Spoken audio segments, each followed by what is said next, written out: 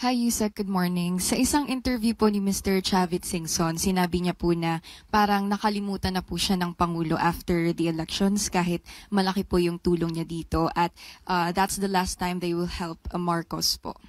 Teka lang ha. Ang sabi ni Chavit Singson, nakalimutan daw po siya ng Pangulong Bongbong Marcos.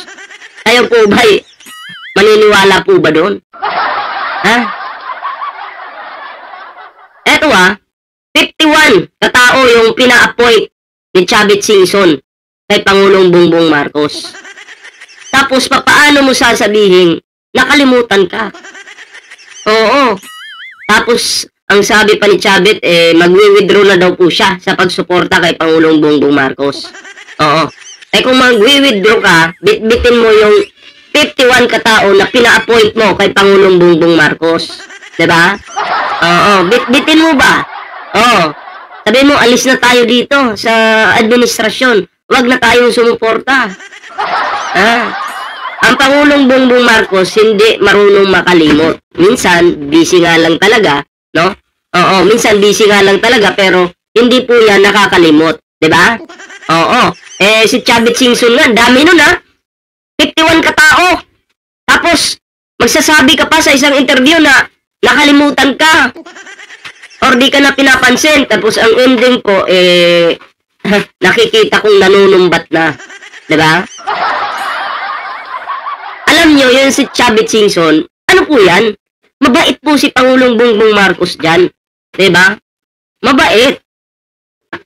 Sobrang bait po. Pero hindi ko maintindihan dito kay Chavit, bakit ganyan? Sabagay, si Erap Estrada, iniwan nga niya si Chavit Singson, iniwan nga si Erap Estrada Diba?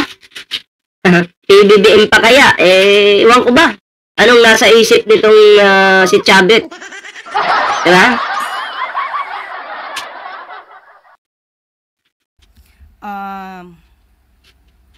Sa ngayon po, hindi po natin alam kung nadinig na po ng Pangulo ang mga tinuran po ni Governor Chavit Singson.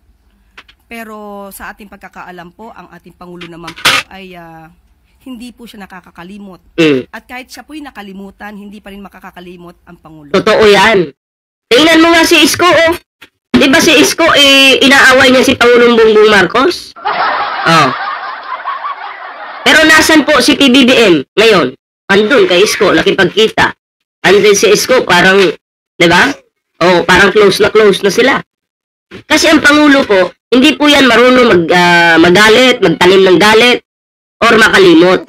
Hindi kasi, dapat ganun talaga. Makisabay sa agos ng tubig.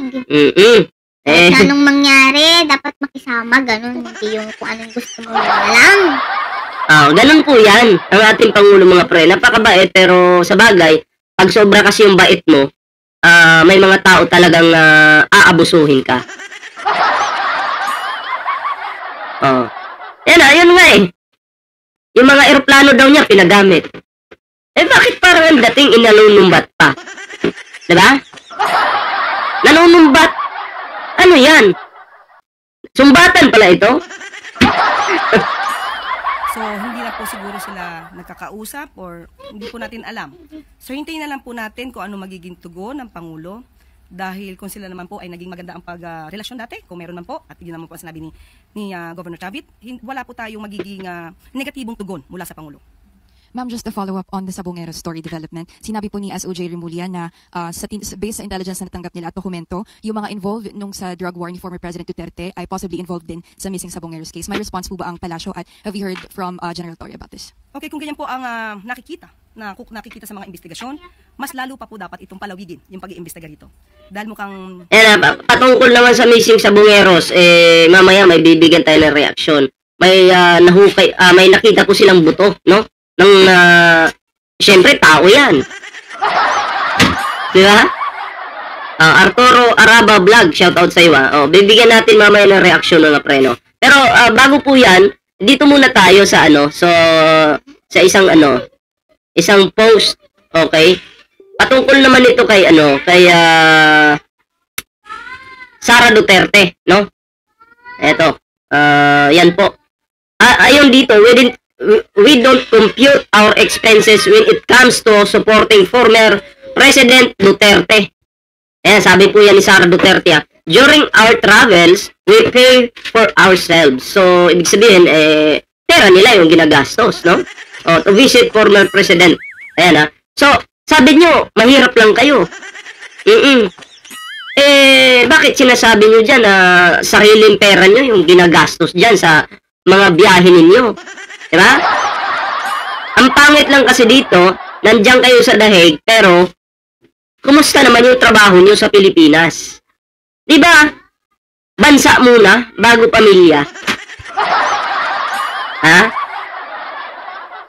So, para sa akin mga pre, trabaho muna.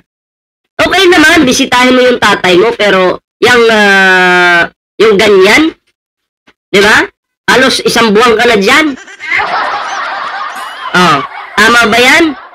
Maling-mali po yan. Nakakahiya ka bilang isang vice president. Sabi niyo wala kayong pera. Pero yan naman pala, may mga pera kayo. Pero kayo ba ay maniniwala dito kay Sara Duterte na sarili nilang pera yung ginagastos dyan? Ha?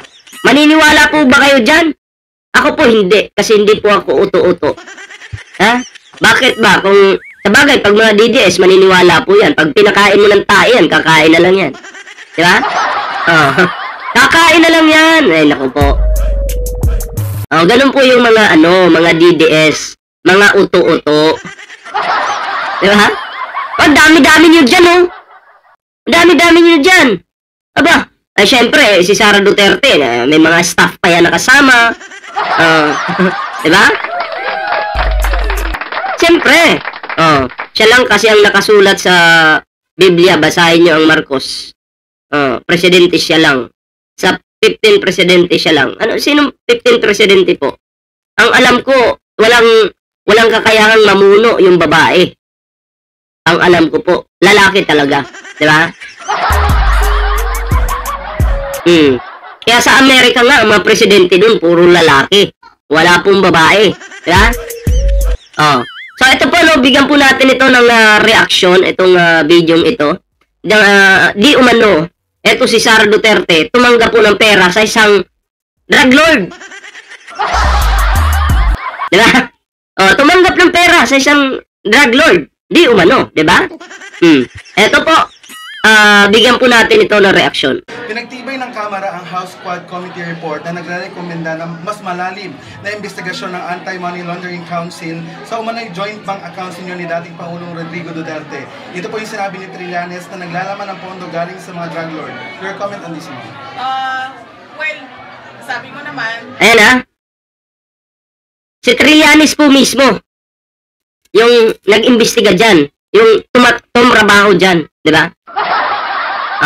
Ulitin natin to, ayan Trillanes na naglalaman ng pondo galing sa mga drug lord. Ayan bank account ni Sara Duterte, naglalaman daw po ng pondo galing sa mga drug lord.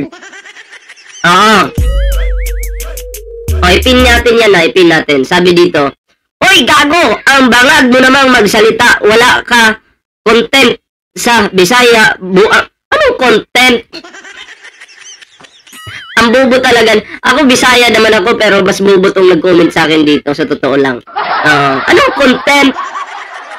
Pakiklaro nga, anong content? Ang tulungan mo na lang, si Digong, dahil nangangamoy na sa Dahig. Amoy lupa na.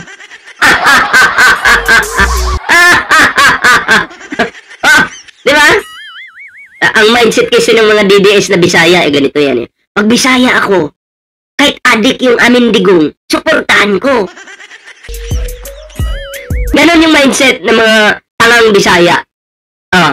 Ako Bisaya ko, pero hindi ako tanga. Sabi pa ng mga tangang Bisaya ang DDS, kahit tumais si Digong, kakainin ko yan, tatay ko yan eh. Diba? Ako, kapitbahay ko lang si Digong sa Davao. Pareho kaming Bisaya. Pero bakit di ko sinusuportahan? Dahil bangag si Digong at Ngiwi. Diba? Bakit ko naman susuportahan yung bangag at Ngiwi? Ma'am Susan Vergara, shoutout ko Oh. Bakit? Hindi na ako uto-uto katulad nyo. Oh, eto ha. O, pagmasdan mo itong puki ng ina mo ka. Ha? Pagmasdan nyo, mga tangan DDS. Di umano, si Sara Duterte tumanggap ng pera galing sa drug lord. Oh. Ano masasabi nyo doon? Ay, salamat po sa mga nag-like dyan ha. Makukubra na natin yung 125 million mamaya. Oh, Joven Gadiano, salamat po. Oh. Sara Duterte.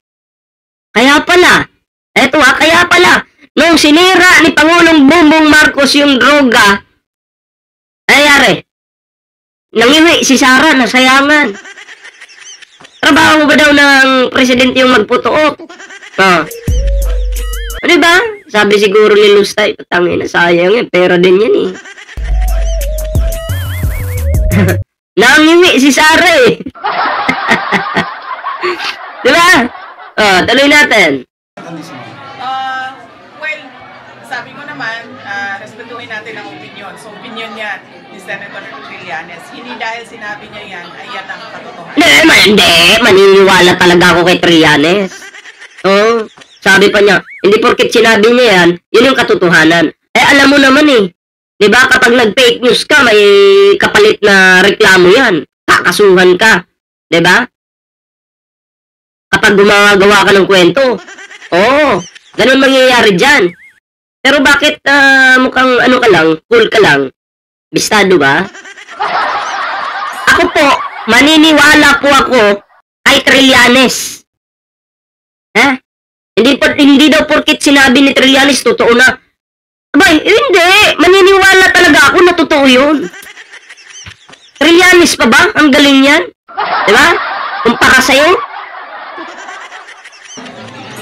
Ma'am, ano pong mensahe ninyo sa ating mga kababayan na nagtipon-tipon po dito para i-celebrate po yung Independence Day? Yes, oo. Sobrang laki nung Ito yung panahon ng Independence Day. Nasa ibang planeta siya. Salamat po sa mga kababayan natin dito sa Independence Day. Ang Independence Day, kung lalo na Vice President ka, dapat sa Pilipinas ka. Bakit nasa ibang planeta ka? Oh. At sa buong Malaysia, no? Dahil pumunta sila dito sa venue ng ating Independence Day celebration at binigyan nila kami ng pagkakataon na magawa ito sa aming mga opisina na kami ang pumunta sa ating mga kababayan na OFWs at i-celebrate ang Independence Day. Marami sa kanila ang nagpalit ng day off, nag-absent, at kung ano nung pagbabago ng schedule nila ang ginawa para lang dumalo sa ating celebration ngayon. At nagpapasalamat kami doon. At nagpapasalamat din kami sa... So ayan mga pre, maliwanag po dito na si Sara Duterte ay wala lang, travel lang. Nag-vice president lang para mag-travel. Oh. Oh, eto. May tanong ako sa inyo. Oh, shoutout muna kay Dory Evangelista. Ayan shoutout sa iyo ito may tanong ako sa inyo. Sa pag alis-alis ni Sara Duterte ng ibang bansa, anong napala ng Pilipinas? Meron bang nag-benefits po ba yung bansa natin? Ano pong achievements ni Sara Duterte simula nung naglabas-labas yan ng Pilipinas? May alam po ba kayo? Meron ba? Pa-comment nga po. Kung may alam kayo. Ako wala po talaga eh. Pupunta lang yan ng ibang bansa, maninira. Pupunta lang ng dahig, magpapa-interview, babanat sa administrasyon. Eh paano kasi? Yun lang yung kaya niya. Tamad kasi. Pasensya na. Alam naman puriin kita. Hindi ka naman kapuri-puri. Isa kang malaking kahihiyan sa Pilipinas. Diba? Malaking kahihiyan. Ngayon, mag-i-expect ka na palakpakan ka namin? Ha? Gusto mo yon? Papalakpakan ka namin dahil sa pagiging Bobo mo. Yun. O, diba? Diyan ka magaling. Banat dito. Gilitan ko sa liig yan. May kinuha na akong papatay dyan. Pag pinatay ako. Bangag na bangag,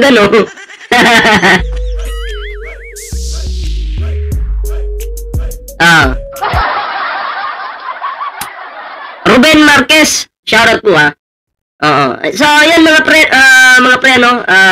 next topic po tayo. Bigyan po natin ng reaksyon yung ibang mga issue ngayon.